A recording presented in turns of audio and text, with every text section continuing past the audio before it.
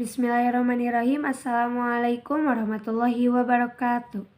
Perkenalkan, nama saya Rahmanovia Ramdhani dengan nama ilmiah saya Astrantia Bafarika. Saya dari kelompok 7 yaitu Apiaceae. Di sini saya akan menjelaskan tentang pemanfaatan teknologi di dalam ilmu biologi dalam bidang pangan. Bioteknologi adalah sebuah aplikasi teknologi yang menggunakan sistem biologi, organisme hidup untuk membuat atau memodifikasi produk atau proses untuk kegunaan khusus. Menurut Habibie Najapi, bioteknologi pangan didefinisikan sebagai aplikasi teknik biologis untuk hasil tanaman pangan, hewan, dan mikroorganisme dengan tujuan meningkatkan sifat, kualitas, keamanan, dan kemudahan dalam memprosesan dan produksi makanan. Hal ini termasuk proses produksi makanan tradisional seperti roti, asinan atau acar, dan keju yang memanfaatkan teknologi fermentasi. Aplikasi bioteknologi untuk makanan yang lebih modern adalah genetic modification atau GM, yang diketahui dengan teknik rekayasa genetik, manipulasi genetik, dan teknologi gen atau teknologi rekombinan DNA. Bioteknologi tanaman pangan melibatkan penggunaan mikroba atau bahan biologi untuk melakukan proses spesifik pada tanaman untuk kepentingan manusia. Hal ini dilakukan dengan menciptakan spesies tanaman yang metabolismenya disesuaikan untuk menyediakan bahan baku sesuai dengan kualitas, fungsionalitas, dan ketersediaannya. Akibatnya, banyak tanaman pangan yang secara genetik termodifikasi untuk berbagai tujuan. Banyak tanaman penting yang tumbuh dari benih hasil rekayasa genetik dengan kekebalan terhadap herbisida, virus, serangga, dan penyakit.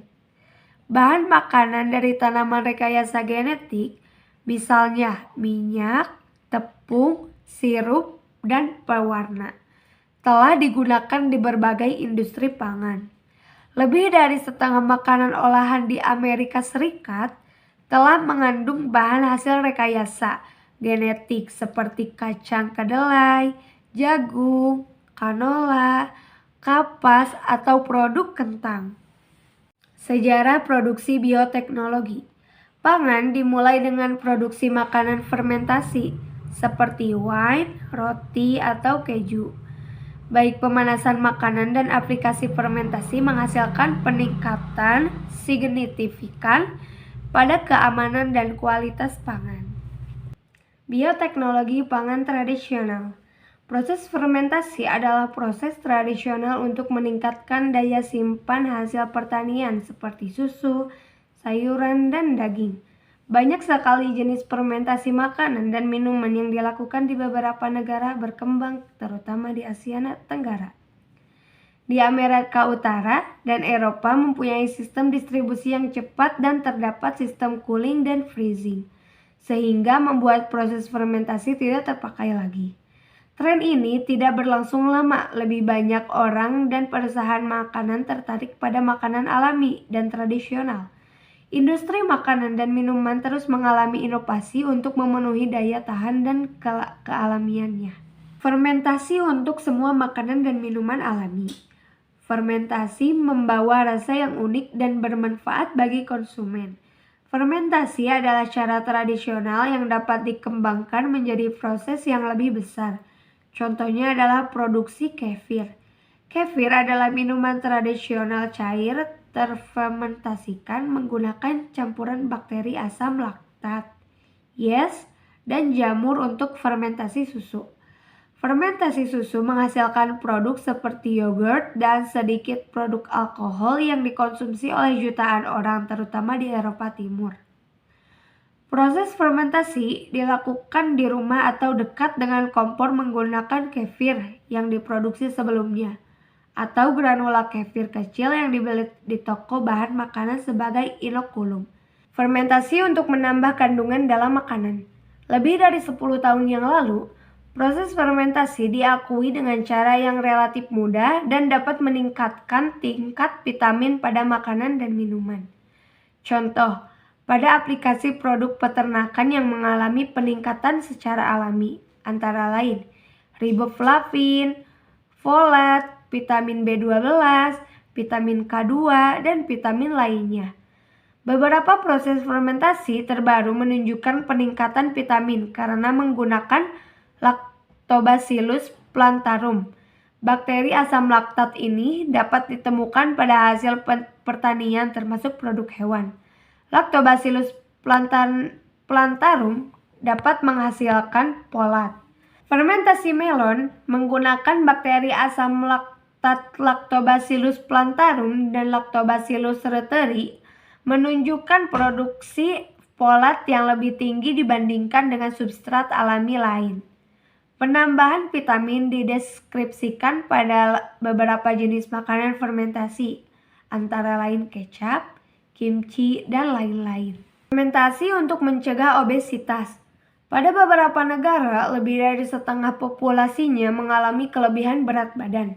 Penduduk yang mengalami kelebihan berat badan ini tidak disiplin dengan makan terlalu banyak dan kurang olahraga. Tetapi banyak dari mereka telah terserang obesitas yang membutuhkan penanganan dokter. Industri makanan dan minuman mencoba untuk peduli pada isu kesehatan ini dengan mengurangi kalori karbohidrat dalam makanan dan minuman. Fermentasi akan mengurangi kalori dengan mengkonversi gula menjadi asam organik atau etanol. Meskipun maksimum kalori yang dapat dikurangi tidak dapat lebih dari 25%. Fermentasi untuk meningkatkan aktivitas antioksidan. Beberapa buah dan sayuran sangat disukai karena kandungan alami antioksidan seperti lycopene, equol, resveratrol, hesperidin dan naringin, dan quercetin. Antioksidan dapat melindungi buah atau jus buah secara langsung dari oksida dan browning, serta perubahan rasa yang tidak diinginkan. Di samping itu, aktivitas antioksidan dalam tubuh dapat melindungi sel dari radikal oksidatif. Kinerja antioksidan dipengaruhi oleh bagaimana antioksidan dapat diubah dalam tubuh. Penelitian terbaru menunjukkan bahwa aktivitas enzimatik dan mikroba dapat mengubah antioksidan polifenol seperti hesperidin dan equol lebih efisien. Fermentasi dapat mempengaruhi kesehatan konsumen dengan meningkatkan antioksidan. Fermentasi untuk memperpanjang waktu simpan. Produk fermentasi tradisional mempunyai daya simpan yang relatif lama, yaitu sekitar 4 minggu untuk produksi peternakan cair dan setahun atau lebih untuk beberapa sosis kering, terfermentasikan, dan minuman beralkohol. Makanan dan minuman alkohol terfermentasikan biasanya masih mengandung banyak residu gula dan beberapa asam amino, vitamin dan mineral yang dapat menjadi tempat pertumbuhan mikroorganisme terutama hias atau jamur. Para peneliti mikrobiologi pangan berusaha untuk menemukan mikroorganisme, terutama bakteri asam laktat yang dapat memproduksi komponen antifungal. Beberapa komponen antifungal yang telah diuraikan antara lain siklus peptida dan metabolit seperti fenilaktik. Produsen antifungal dapat digunakan untuk memperpanjang daya simpan buah segar seperti anggur dan pir. Produsen antifungal dapat melawan pertumbuhan fungal pada jus buah. Sekian penjelasan dari saya tentang bioteknologi pangan. Terima kasih. Wassalamualaikum warahmatullahi wabarakatuh.